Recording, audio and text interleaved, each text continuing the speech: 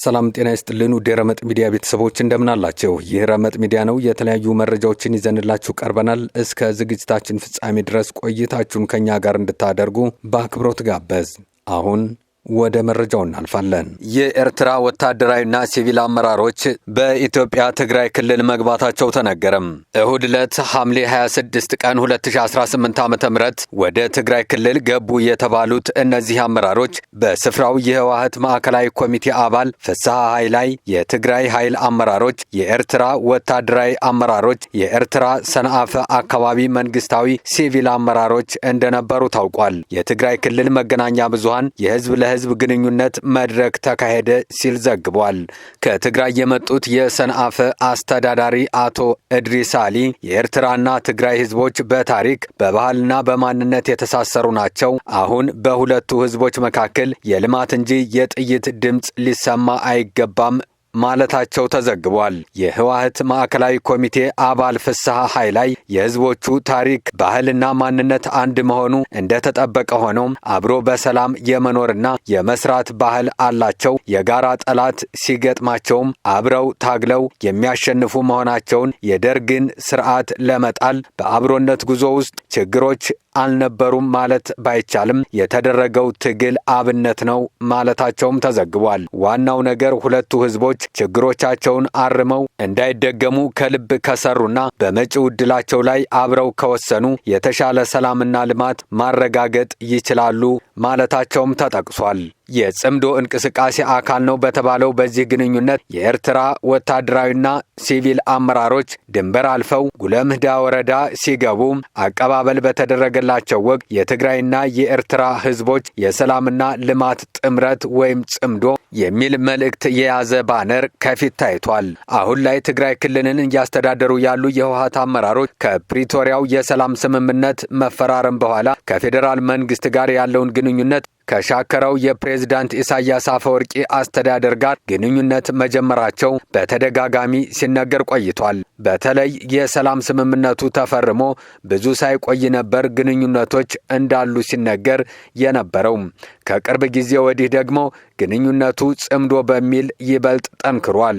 የቀድሞው የትግራይ ጊዜያዊ አስተዳደር ፕሬዝዳንት አቶ ጌታቸው ረዳ ከወራት በፊት ከሻዕቢያ ጋር የሚደረግ ግንኙነት እጅግ የከፋ መዘዝ ይዞ እንደሚመጣ ሲያስጠነቅቁ ነበር።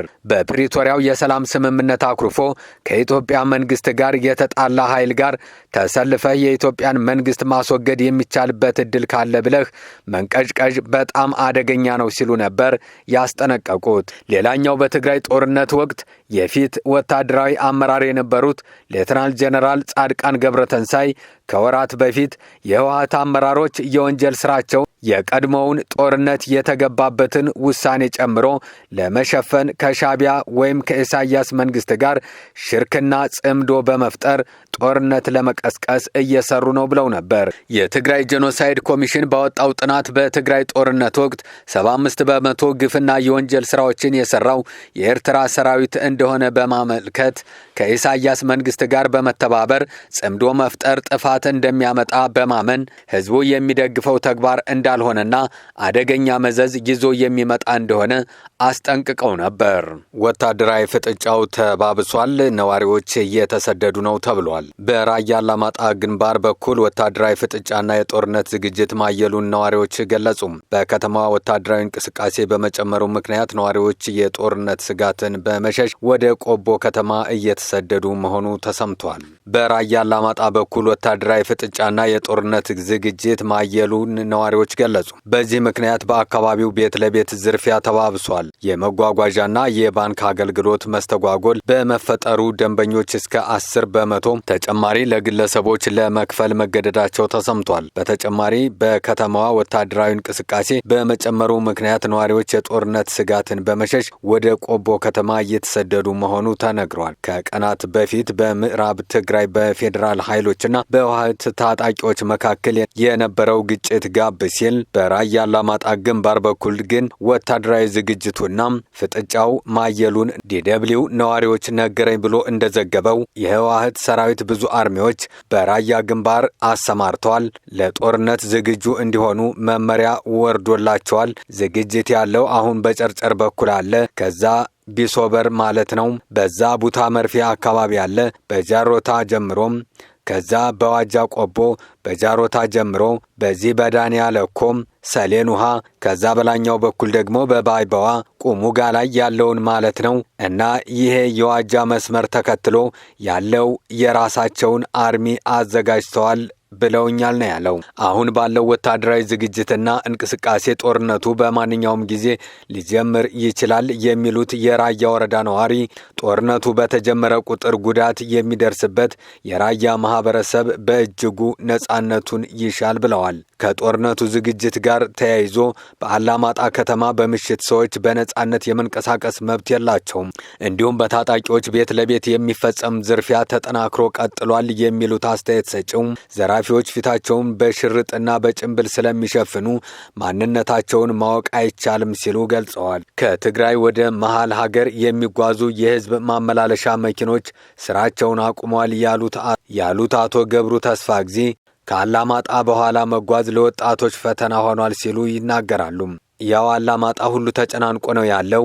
እዚህ ዛሬ ሌሊት ማንጊያ አካባቢ ህዝብ ሲያስቸግሩ ነው ያደሩት። ሃንግም እየመቱ ሰፈርም የሚያልፈውን ሰው እያቆሙ እየዘረፉ ነው ያሉት። ወደ አዲስ አበባ የሚወጡ የሚንቀሳቀሱትን ወጣቶችም አውርደው ሽማግሌዎችን ይልኳቸዋል። ባንኮች የጥሬ ገንዘብ ክምችት ስለሌላቸው በአላማጣ ከተማ ለደንበኞቻቸው የሚሰጡት የጥሬ ገንዘብ መጠን በ2000 ብር የተገደበ መሆኑን ጥሬ ገንዘብ ካከማቹ ባለሀብቶች ለጊዜው 10 በመቶ ተጨማሪ ክፍያ በመክፈል ጥሬ ገንዘብ ለማግኘት እንደሚገደዱም ነዋሪዎች ይናገራሉ። በብዛት ከተማው ወታደር ብቻ ነው የሚታየው ማለት ነው። አብዛኛው የሚንቀሳቀሰው በየሻይ ቤቱም ቁጭ የሚንቀሳቀሰውም በብዛት የአካባቢው ማህበረሰብ ሳይሆን ወታደር ነው በብዛትም የምታገኘው ማለት ነው። የወታደራዊ ከተማ ነው እንጂ የሚመስለው ኖርማል የህዝብ ከተማ አይመስልም ብለውኛል ነው ያለው። በህወሓት ኃይሎችና በፌዴራል መንግስት መካከል ዳግም ጦርነት ሊጀመር ይችላል የሚሉ የአላማጣና የራያ ወረዳ ነዋሪዎች ጦርነትን በመሸሽ በየዕለቱ ወደ ቆቦ ከተማ እየገቡ መሆኑን ዘገባው አመላክቷል። ውድ ቤተሰቦቻችን አብራችሁን ስለቆያችሁ ከልብ እናመሰግናለን። ላይክ፣ ሼር እና ሰብስክራይብ እያደረጋችሁ ቤተሰባዊ ግንኙነታችሁ እንድታጠናክሩ በአክብሮት እንጠይቃለን። ጤና ይስጥልን።